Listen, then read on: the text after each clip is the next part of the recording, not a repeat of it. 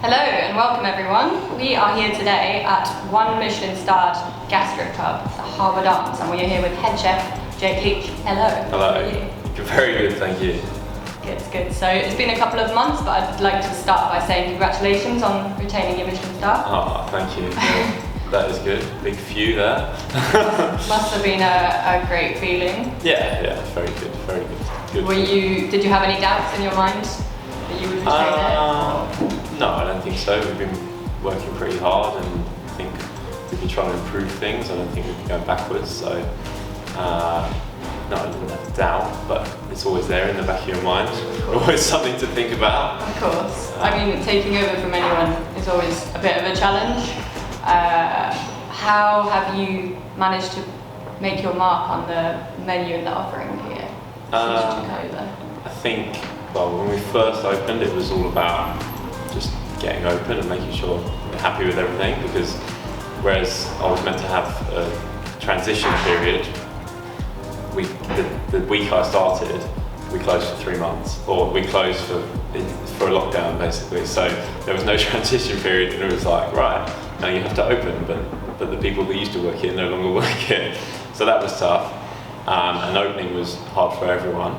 But then since we've been open a year now today, in fact, 1 year today, which is nice. So maybe we'll start opening some champagne later. But yeah, we've been trying to push things forward as we go and keep trying to improve things. We've taken a lot of stuff that myself and my sous chef Josh used to do at the Ledbury, cooking techniques, made a lot to do with the meat, like very, very meat focused. We brought a lot of that stuff here, which I think has really ramped up what we can do here, and taught the chefs that do work here a lot while they're here. Yeah. Good. Okay, so I want to dive it back a little bit, because obviously people know you for being here, people kind of have known you from being at Ferrer, Restaurant Tristan, the Ledbury for 5 years, but I want to dive back a little bit further in how you kind of came to be where you are today. So where did you start off? I started off in a pub in Guildford, my hometown, so I did work experience, and I got the sweetest job out of everyone because chefs do split shifts. I wasn't allowed to work the evening split, so where all my friends were working 9 till 5, 9 till 6, I was working 10 till 2, which was great fun for me because sweetest chef job in the world. Yeah, because I didn't come back from the dinner service, so I was having a great time. But I really enjoyed it as well, and I was hoping that I would get offered a part-time job, which I did, and then I worked there for a year, I think, while doing my GCSEs. So I was 15 at the time, but I certainly I just slowly started putting less work into my school and more work into work. But I really enjoyed it, and I felt like it was actually something I really wanted to pursue in my career. And I have, and it's gone alright so far. But even from Restaurant Tristan to Ferrer, there is a bit of a common thread, and then again with the Ledbury, which is sort of spearheading that sort of passion for British first food. So it's really perhaps relying on classical European techniques, but there is that emphasis on really highlighting the best of British. Yeah, I don't think I was drawn to the British aspect of Ferrer, but certainly learned a lot from there, because we used a lot of the produce from their farm up in Cartermel, at Ferrer, and Simon Rogan's all British. When we opened, I remember we were sending back shallots because they weren't British, and little things like that. And yeah, then the Ledbury is not completely British food, but I picked up some really good techniques there. And then here we're all about British and trying to keep everything as local and British as possible, and celebrate that we are a British pub. So yeah, all along the way it's been very British stuff. I haven't really strayed too far from that sort of cuisine.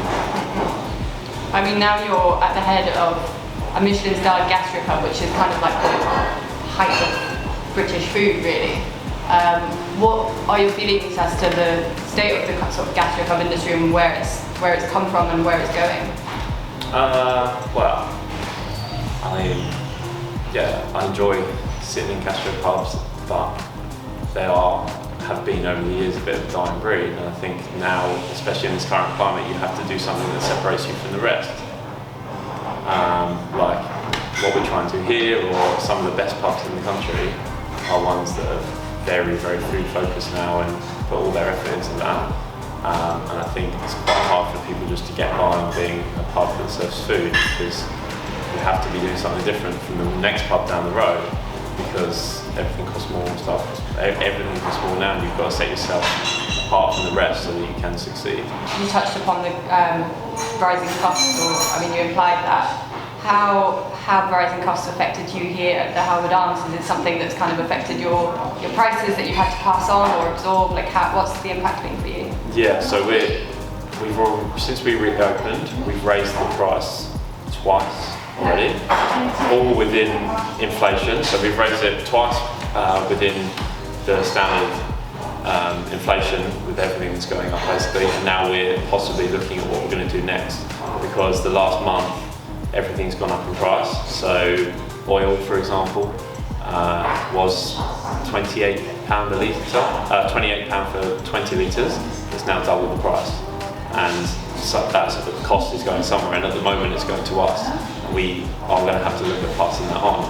But I think every restaurant's doing that right now, because the wages are going up, the cost of food is going up because of the war in Ukraine. There's stuff like oil going up, like everything's costing more. And every week I receive emails saying that this costs more, this costs more, this costs more.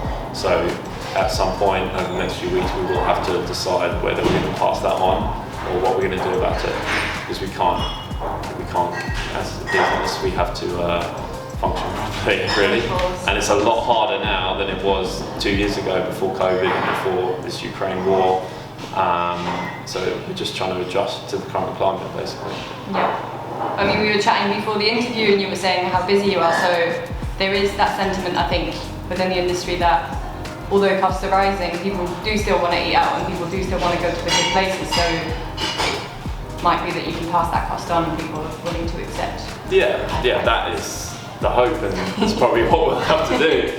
But we also don't want people to come here and think it's overpriced for a pub, so we still want to make sure people feel like they're having good value for money meal. And I think our menus are £61 for 3 courses at the moment, which is pretty reasonable.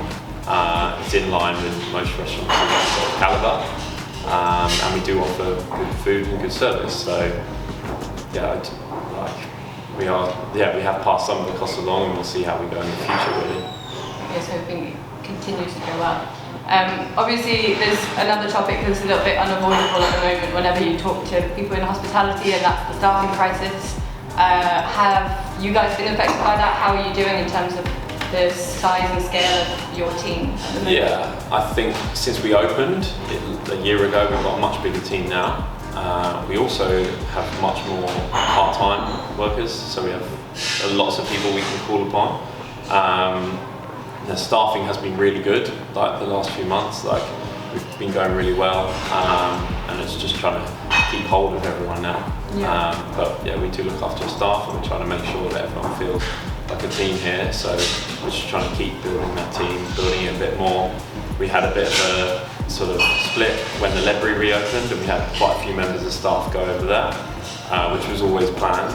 But I think we've come back well from that, and we were prepared for it. So yeah, we're looking in a reasonably good place at the moment. Good. And I suppose that comes from being an attractive employer. May that be from your reputations or what it is that you offer your teams in terms of, I don't know, you tell me, flexibility? Yeah, I think we're quite flexible in terms of what people want to work. Like some chefs in the kitchen work 8 shifts, some prefer to work 7, so we try and accommodate for that all the time. Some sometimes want to work 6, so it's all about sort of catering to what each person wants.